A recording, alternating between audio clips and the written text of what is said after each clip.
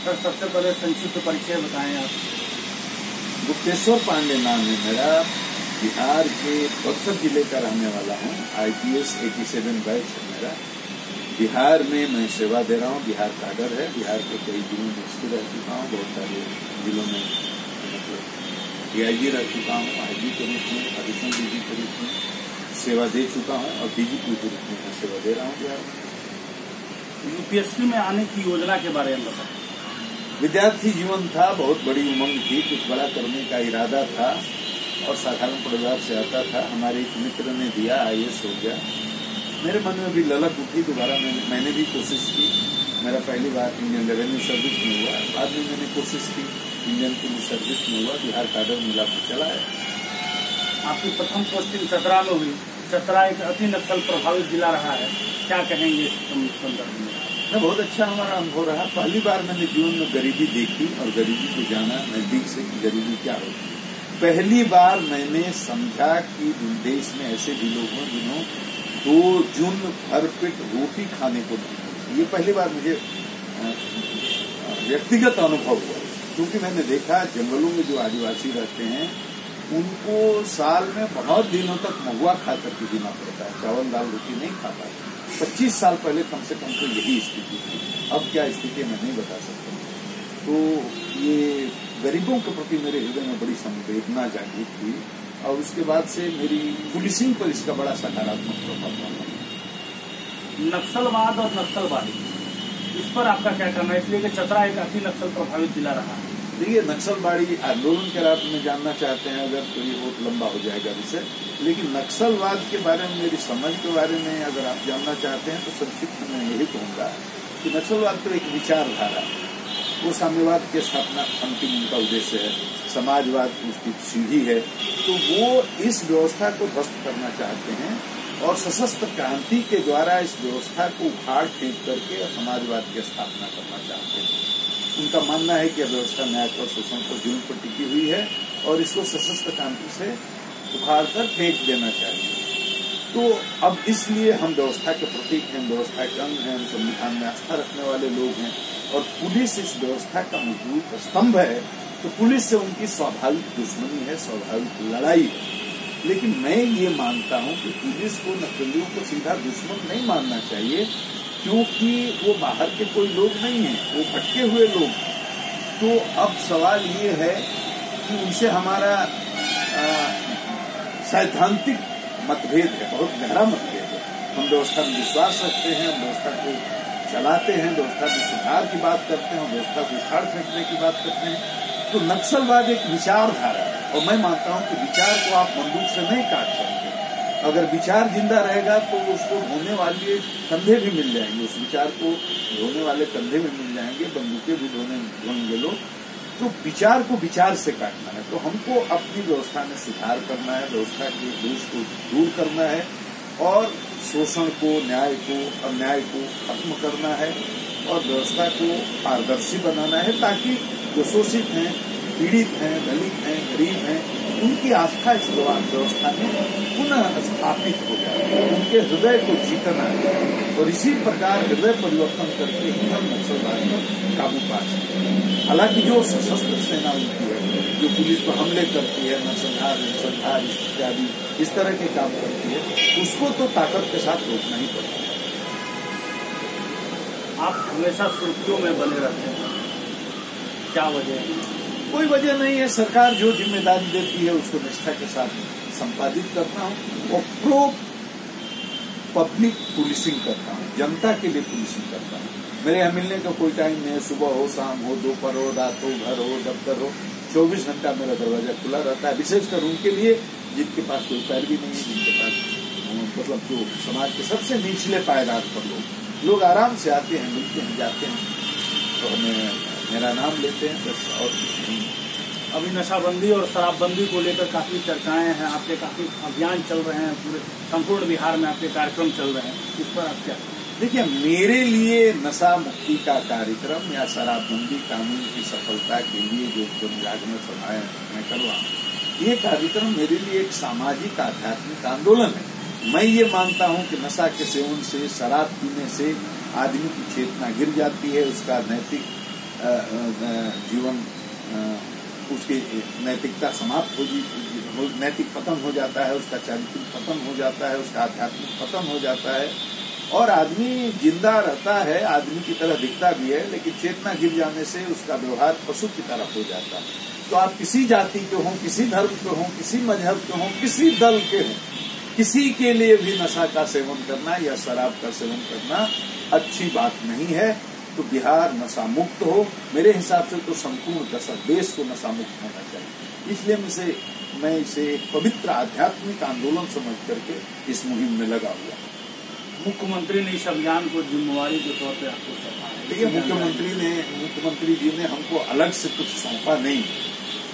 सारे पदाधिकारियों को जो आदेश दिए गए हैं वही आदेश मेरे लिए भी है कि भाई कानून को लागू करने की जिम्मेदारी हम लोगों की है, पुलिस पदाधिकारियों की है।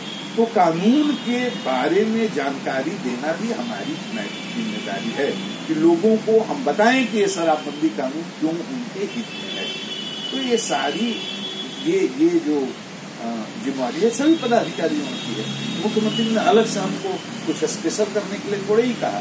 सारे पदाधिकारियों को उनका सामान्य निर्देश है कि जनता को अवगत कराएं और उनका समर्थन प्राप्त करेंगे तो शराबबंदी का कानून को सफलतापूर्वक लागू कर सकेंगे। तो सभी पदाधिकारी अपने अपने ढंग से कर रहे हैं, मैं भी कर रहा हूँ। बिहार के संकट मोचक अधिकारी के रूप में आप जाने जाते हैं, कैसा लगता है, कैसा संकट महसूस करते हैं? देखिए, मैं ये पता नहीं, ये मीडिया के लोगों ने और यहाँ के लोगों ने, मतलब आम जनता ने ये संकट मोचक की उपाधि दे दी है। मैं अपने को कोई संकट मोचक नहीं मानता है। मैं सिर्फ इतना ही मानता हूँ कि जहाँ भी कोई आपातकालीन परिस्थिति होती है, गंभीर विधि व्यवस्था की समस्या होती है, सांप्रदायिक माहौल जब बिगड़ता है, जब भी मुझे जाने का आदेश दिया जाता है मैं जाता हूँ और अपनी बुद्धि का इस्तेमाल करके लोगों से मिल करके बातचीत करके उनको समझा करके शांत कर देता हूँ। और 31 वर्ष की सेवा अवधि में जहाँ भी गया हूँ एक बार भी न कभी गोली चलाई है, न कभी कोई लाठी चलाई है। मेरी बात को लोग सुन लेते हैं, मान लेते हैं। हिंदू भी उतना ही मानते हैं, मुसलमान भी उतना ही मानते हैं। ये मेरा सौभाग्य है, मैं कोई संकट मोचक नहीं हूँ। शराबबंदी की जो मुहिम आपके द्वारा चलाई जा रही है संपूर्ण बिहार में, उस पर आगे की रणनीति आपकी क्या है? नहीं, मैंने तो संकल्प लिया है, मैंने बता दिया है कि मैं 40 जिले में, बिहार के 40 जिले हैं, 40 जिले में मैं यूथ ब्रिगेड बना रहा हूँ। हर ब्रिगेड में कम से कम 100 अधिक से अधिक कितना भी संख्या हो सकती है और सारे यूथ को एक साथ इकट्ठा करके फिर मैं उनसे बात करूंगा, उनको लक्ष्य दूंगा, उनको उनका काम बताऊंगा, उनकी आचार संहिता बना कर दूंगा और ये सारे लोग हमारे प्रशासन को, सरकार को विधि व्यवस्था संधारण में, सांप्रदायिक सद्भाव बनाए रखने में और शराबबंदी को, कानून को सफलतापूर्वक लागू करने में और बिहार को संपूर्ण रूप से नशामुक्त बनाने में सहयोग करें। ये एक बहुत बड़ा चैनल मैं तैयार करना चाहता हूँ। ये कम्युनिटी पुलिसिंग का एक काम है। कम्युनिटी पुलिसिंग का आज बहुत जोर है। ये मुझे जहाँ तक स्मरण है तो सबसे पहले बिहार में बेगूसराय से मैंने शुरू किया, तो ये उसी का व्यापक रूप है, कम्युनिटी पुलिसिंग ही है। इस तरह से युवाओं के सहयोग से अपराध नियंत्रण में सहयोग मतलब सफलता पाई जाए, इस तरह से शराबबंदी के कानून को सफलतापूर्वक लागू किया जाए, इस तरह से विधि व्यवस्था संधारण और सांप्रदायिक सद्भाव बनाए रखने में नौजवानों की और आम जनता की भूमिका को सकारात्मक बनाया जाए, उनका सहयोग लिया जाए। एक प्रयोग है, ये प्रयोग मैं 30 साल से कर रहा हूँ। मुझे पूरा विश्वास है कि इसका बहुत बड़ा रूप बहुत जल्द सामने आएगा। तो चर्चा है कि आप लोकसभा की तैयारी कर रहे हैं। ये सवाल मैं जहाँ जाता हूँ कोई ना कोई करता है कि ये सवाल इसलिए होते हैं कि मैं कहीं जाता हूँ तो मेरा कोई बैनर नहीं लगता, कोई पोस्टर नहीं लगता, कोई लाउड स्पीकर माइक पर प्रचार नहीं होता, कोई मेरे पास कार्यकर्ता नहीं है जो घर घर में आने की सूचना लोगों को दे।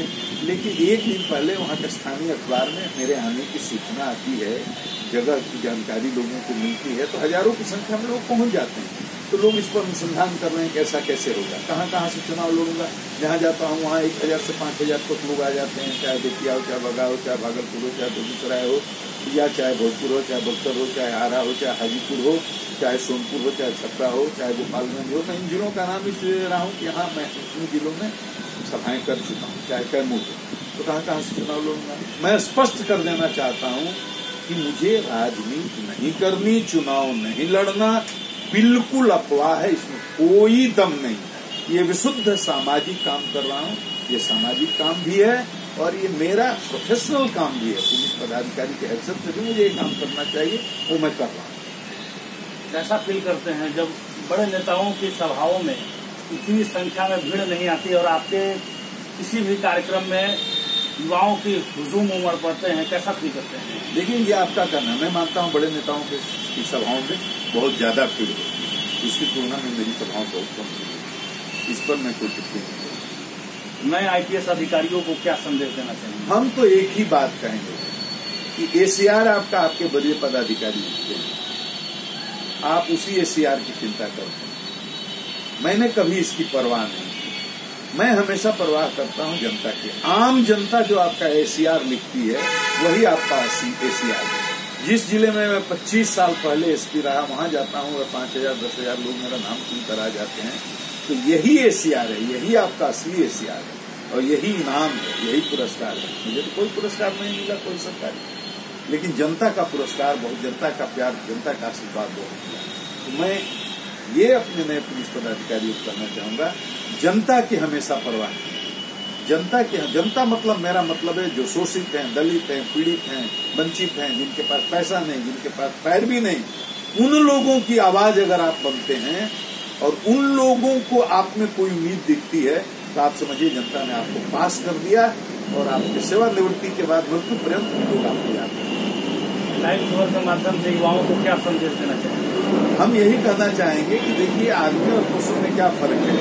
खाना पीना सोना ये तो, और बच्चा पैदा करना आदमी भी करते हैं, पशु भी करते हैं। कीड़े मकोड़े की तरह जीने से कोई फायदा नहीं है। मनुष्य का जीवन हमको मिला है समाज के लिए कुछ करने के लिए, राष्ट्र के लिए कुछ करने के लिए, तो हम लोगों को करना चाहिए।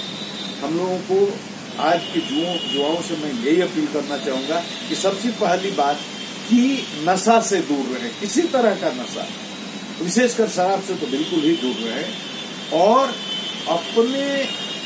अपनी चेतना को ऊपर उठाएं। केवल अपने बारे में न सोचें, राष्ट्र के बारे में सबसे पहले सोचें कि हम जो काम कर रहे हैं इससे राष्ट्र पर क्या असर पड़ेगा, समाज पर क्या असर पड़ेगा, उसके बाद अपने बारे में सोचें। और सब लोग जागरूक होकर के, जात के बंधन से ऊपर उठ करके, संप्रदाय के बंधन से ऊपर उठ करके, दलगत भावना से ऊपर उठ करके ये नशा मुक्ति के कार्यक्रम में अधिक से अधिक अपना योगदान करें। एक प्लेटफॉर्म पर आकर एक व्यापक जनाधार वाला आंदोलन तैयार होना चाहिए शराबबंदी के समर्थन में। तो ये मेरा संदेश।